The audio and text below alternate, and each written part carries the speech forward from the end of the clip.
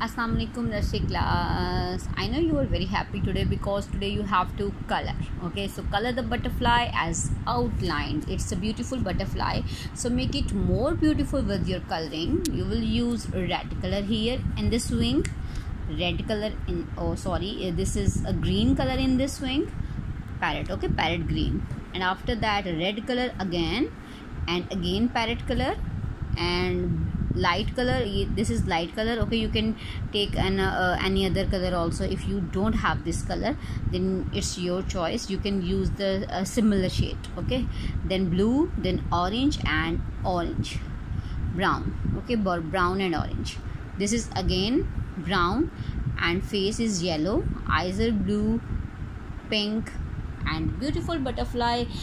Make it a beautiful, and you can also, students, draw some designs. So for example, you can draw circles to make it more beautiful. Okay,